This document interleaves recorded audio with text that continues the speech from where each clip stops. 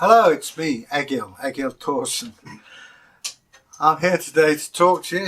It's quite an interesting subject. Bragi handed me this sword and posed the question. And so it's going to be, did the Vikings rehash old swords? Well, we'll start off in the modern day. Now today in Reenactment Society, this is the sword in question. Fine old fellow that's had the end broken off, and Bragi's refashioned it.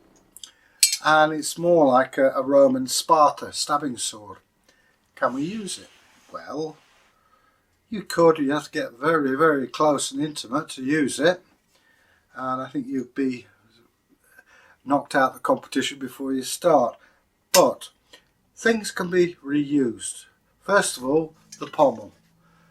This is a very clever piece of engineering because a sword, it balances the blade.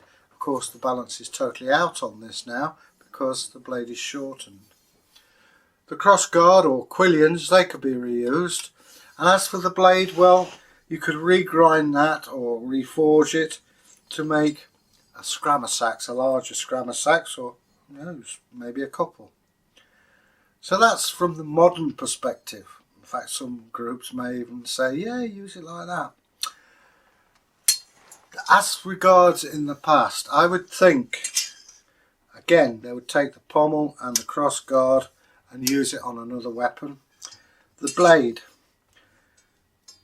I think personally they would reuse it, reshape it, or make it into a full-size blade with other bits of steel.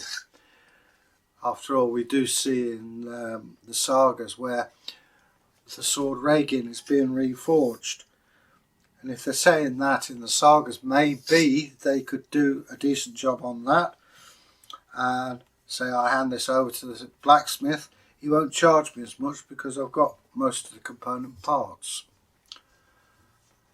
It's an open-ended question because I don't really know.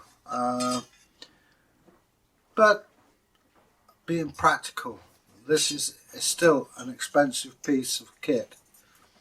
A Viking sword, how can we equate the price?